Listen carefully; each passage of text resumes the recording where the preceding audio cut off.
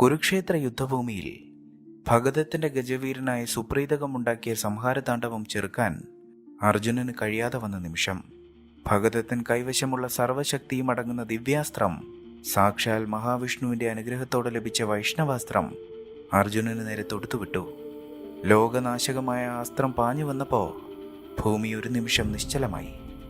തൻ്റെ സതീർത്ഥ്യന്റെ ജീവിതം അപകടത്തിലാണ് എന്ന് കണ്ടയുടൻ അർജുനന്റെ രഥം തെളിച്ചിരുന്ന ശ്രീകൃഷ്ണൻ ഒരടി പോലും അനങ്ങാതെ തൻ്റെ ദിവ്യമായ വക്ഷസത്തിന് നേർക്ക് കാണിച്ചു. ആ മഹാസ്ത്രം കൃഷ്ണന്റെ നെഞ്ചിൽ പതിച്ചു. പക്ഷേ വൈഷ്ണവാസ്ത്രം കൃഷ്ണനെ മുറിവേൽപ്പിച്ചില്ല. ഉഗ്രമായ ആയുധം കൃഷ്ണന്റെ ദേഹത്ത് തട്ടിയുടൻ ശക്തിയെല്ലാം നശിച്ചുപോയി. അതൊരു സുഗന്ധപൂരിതമായ പുഷ്പമാലയായി മാറി.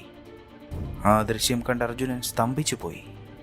കാരണം ശ്രീകൃഷ്ണൻ മറ്റാരുമായിരുന്നില്ലല്ലോ, വൈഷ്ണവാസ്ത്രത്തിന് ശക്തി നൽകുന്ന സാക്ഷാൽ വൈകുണ്ഠനാഥനായ മഹാവിഷ്ണു തന്നെയായിരുന്നുവല്ലോ.